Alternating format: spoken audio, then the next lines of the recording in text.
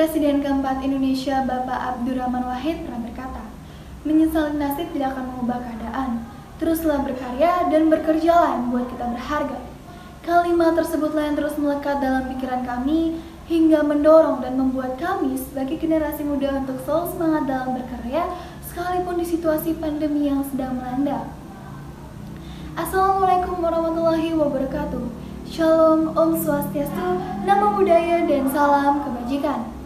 Kepada Dewan Juri yang terhormat dan juga para pengamat hukum yang kami banggakan, perkenankan kami, tim pro dari Delegasi Universitas Atmajaya Yogyakarta akan memperkenalkan tim kami terlebih dahulu.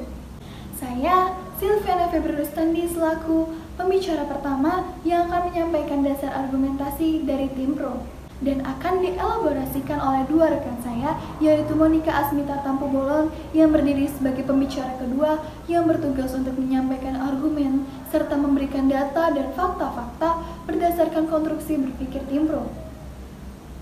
Serta di pembicara ketiga ada rekan saya Aditya Duta Berdana yang bertugas untuk memperkuat argumen dari pembicara 1 dan 2 serta tidak lupa menyampaikan kesimpulan dan solusi dari tim kami.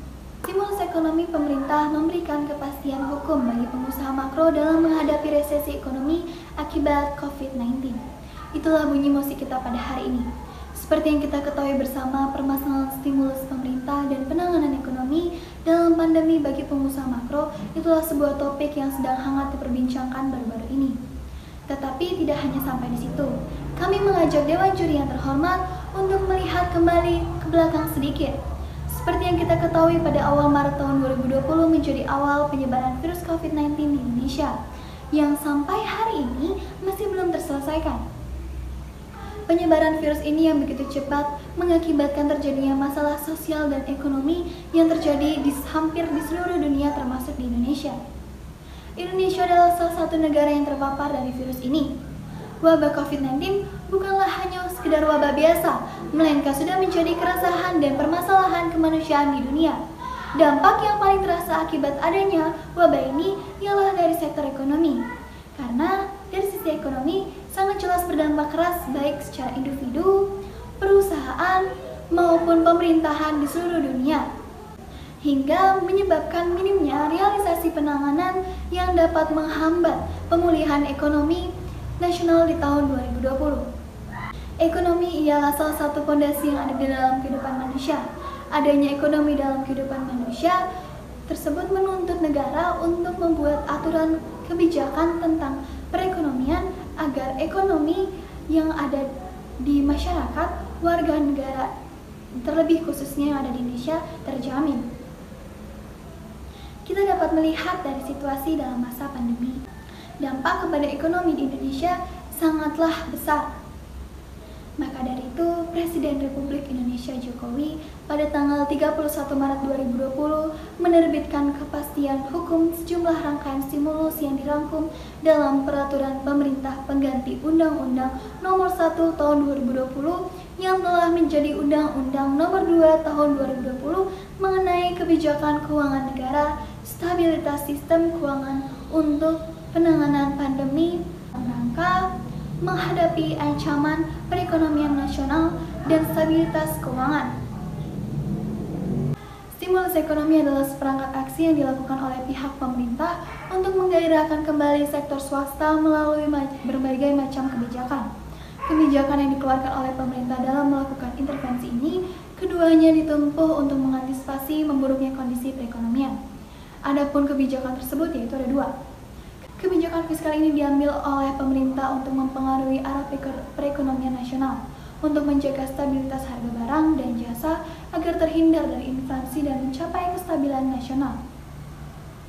Kebijakan moneter ini ialah untuk mengontrol jumlah uang yang beredar dalam masyarakat untuk mengendalikan kondisi perekonomian negara dan menjaga stabilitas nilai rupiah serta kestabilan nilai rupiah atau mata uang yang merupakan stabilitas harga barang atau jasa ini dapat dilihat dari tingkat inflasinya.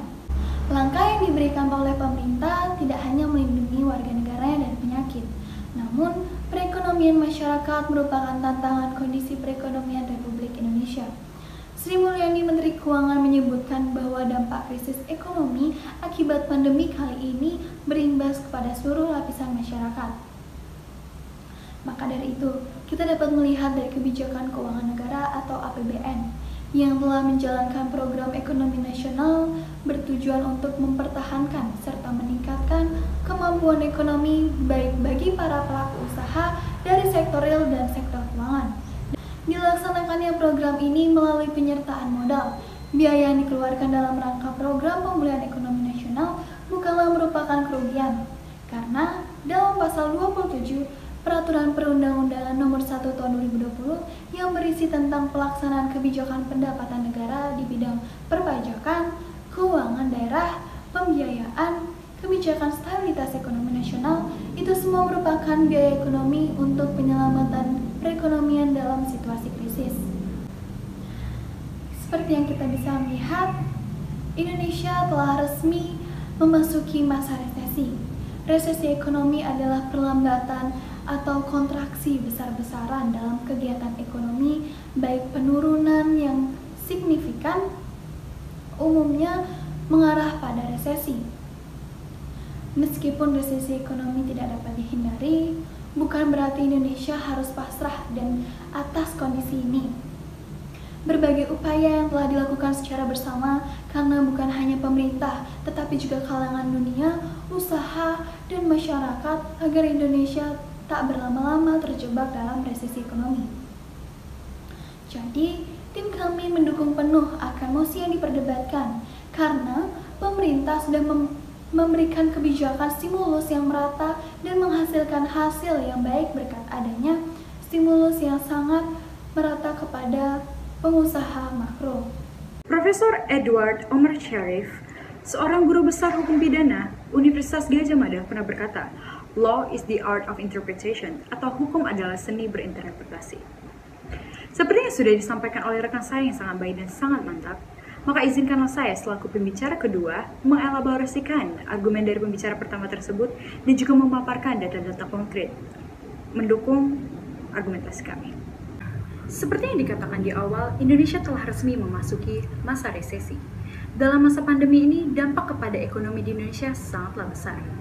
Dan Presiden Republik Indonesia, Jokowi, telah menerbitkan sejumlah rangkaian stimulus yang dirangkum dalam Peraturan Pemerintah Pengganti Undang-Undang Nomor 1 Tahun 2020 atau Undang-Undang Nomor 2 Tahun 2020 tentang penetapan berikut mengenai kebijakan keuangan negara dan stabilitas sistem keuangan untuk penanganan pandemi virus Corona 19 atau COVID-19 dalam rangka menghadapi ancaman perekonomian nasional dan stabilitas keuangan.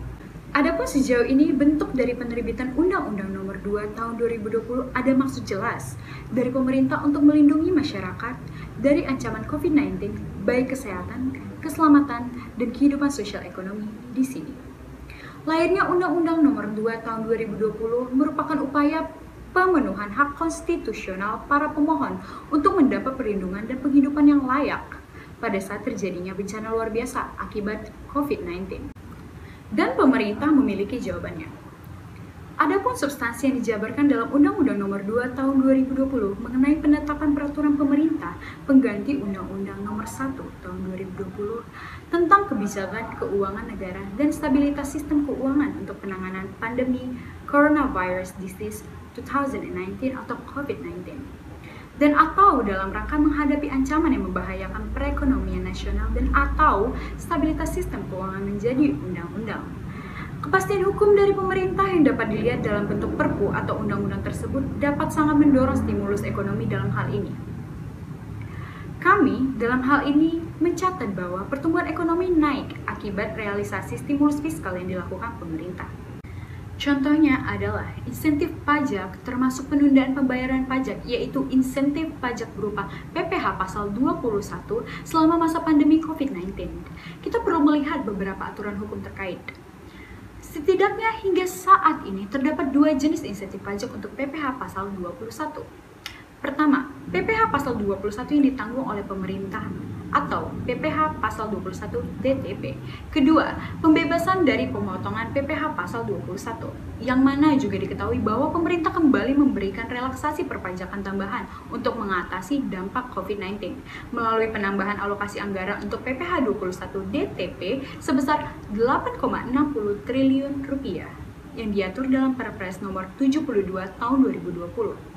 Selain itu, pemerintah juga menurunkan estimasi pendapatan negara dalam revisi APBNP 2020 dengan mempertimbangkan adanya berbagai perluasan dan perpanjangan kebijakan insentif perpajakan termasuk PPh pasal 21 DTP. Selanjutnya dilihat ekonomi Indonesia pada kuartal 3 tahun 2020 membaik, tercermin pada pertumbuhan sebesar 5,05% quartal to quartal dari kontraksi 4,19% atau berkurangnya kontraksi pertumbuhan menjadi 3,49% year on year dari 5,32% pada kuartal sebelumnya. Kinerja ekspor juga membaik didorong permintaan global terutama Amerika Serikat dan Tiongkok. Perbaikan ekonomi domestik yang terus berlanjut tercermin pada perkembangan positif sejumlah indikator pada Oktober 2020 seperti mobilitas masyarakat, penjualan eceran non-makanan dan online, Purchasing Manager Index atau PMI, serta pendapatan masyarakat. Pertumbuhan ekonomi dunia pada kuartal 3 tahun 2020 di banyak negara juga mulai membaik, didorong oleh stimulus kebijakan dan peningkatan mobilitas. Di sini dapat dilihat bahwa kinerja atau hasil dari kepastian hukum yang telah diharapkan menjadi fondasi pemulihan ekonomi sangat membantu dan memberi hasil untuk stimulus ekonomi. Kemudian, argumentasi ini akan dielaborasikan oleh rekan saya selaku pembicara ketiga. Perubahan itu menyakitkan. Ia membuat orang merasa bingung, tidak aman, dan marah. Karena setiap orang menginginkan hal seperti sedia kala. Karena mereka ingin hidup mudah. Richard Marcinko. Kata-kata Richard Marcinko yang merupakan seorang pensiunan perwira Angkatan Laut Amerika Serikat sangatlah tepat jika kita kaitkan dengan hal saat ini. Saya, sebagai pembicara ketiga, akan mengelaborasikan dan memperkuat argumen yang sudah disampaikan dengan baik oleh rekan-rekan tim saya dari tim Pro. Maka, Dewan Juri yang terhormat dan pengamat hukum yang kami banggakan, seperti yang kita ketahui bersama, krisis ekonomi akibat COVID-19 telah membuat kacau seluruh sendi kehidupan di masyarakat. Tidak hanya di Indonesia, tetapi seluruh negara di dunia tidak memiliki pengalaman empiris menghadapi bencana yang tiba-tiba datang dan masif. Oleh karena itu, melalui Perpu nomor 1 tahun 2020 yang telah diundangkan dalam Undang-Undang nomor 2 tahun 2020, diharapkan menjadi fondasi yang baik untuk pemerintah, otoritas perbankan, dan otoritas jasa keuangan untuk bisa melakukan langkah-langkah yang tepat dalam mengatasi resesi akibat COVID-19 ini. Stimulus ekonomi, stimulus fiskal. Yang pertama, paket stimulus pertama pada Februari 2020 untuk menguatkan perekonomian domestik melalui akselerasi proses penyebaran pengeluaran modal atau capital expenditure, menunjukkan pejabat, bendahara resmi, dan penyaluran bantuan sosial. Lalu yang kedua, paket stimulus kedua pada Februari 2020 ditujukan untuk menjaga daya beli masyarakat, likuiditas perusahaan, dan kemudahan ekspor-impor berupa stimulus fiskal untuk menyokong industri melalui pembebasan atau pengurangan pajak sebesar 70,1 triliun rupiah. Lalu kemudian stimulus non-fiskal yang menyederhanakan dan mengurangi hambatan ekspor-impor pada sektor manufaktur, akselerasi proses ekspor-impor, dan reputable trader dan layanan ekspor-impor melalui sistem logistik nasional. Lalu paket stimulus tambahan yang ketiga pada April 2020 yang menggunakan anggaran pendapatan dan belanja negara sebesar 405,1 triliun rupiah dibagi yang pertama untuk pengeluaran layanan kesehatan dan insentif tenaga kesehatan sebesar 75,1 triliun, lalu untuk pengamanan sosial sebesar 110 triliun, lalu yang ketiga untuk ekspansi stimulus fiskal kedua sebesar 70,1 triliun dan program pemulihan ekonomi nasional sebesar 150 triliun. Dewan Juri yang terhormat, menghadapi perang tanpa musuh adalah sulit dari wujud perang manapun yang pernah terjadi. Tidak perlu alutsista modern yang canggih untuk menghabiskan beberapa banyak biaya yang harus dikeluarkan. Namun, tepat sasaran dan tepat arah program stimulus fiskal ini harus dicanangkan demi membangkitkan gairah ekonomi nasional sebagaimana yang telah dilakukan. Lalu, total alokasi anggaran sebagaimana yang disediakan yaitu untuk bidang kesehatan sebesar 87,55 triliun, untuk perlindungan sosial sebesar 93,90 triliun, untuk UMKM sebesar 123,46 triliun, dan untuk insentif dunia usaha sebesar 120,61 triliun. Lalu yang terakhir untuk korporasi sebesar 44,57 triliun. Dari sisi kemampuan fiskal APBN, walau berat tapi masih bisa dipenuhi oleh pemerintah. Maka oleh sebab itu, adanya pergeseran asumsi dasar ekonomi makro yang dalam sejak Maret lalu mengakibatkan indikator ekonomi seperti PDB, laba perusahaan, dan lain-lain turun, lalu menciptakan kekacauan dalam ekonomi. Untuk mengatasi ancaman tersebut dengan melonggarkan kebijakan moneter, yaitu dengan meningkatkan jumlah uang yang beredar. Lalu langkah ini dilakukan dengan mengurangi suku bunga. Sejumlah stimulus ini dirangkum dalam Perpu nomor 1 tahun 2020 tentang kebijakan keuangan negara dan stabilitas sistem keuangan untuk menangani COVID-19 ini. Sebelum mengakhiri argumentasi, maka perkenankanlah saya untuk menyampaikan salam pantun perpisahan kepada Dewan Juri yang terhormat serta pengamat hukum yang kami banggakan. Kisah hidup jangan diratapi, karena hidup berwarna-warni.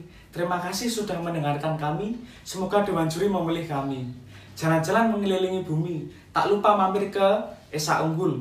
Tibalah di akhir argumentasi, kami ucapkan wassalamualaikum warahmatullahi wabarakatuh.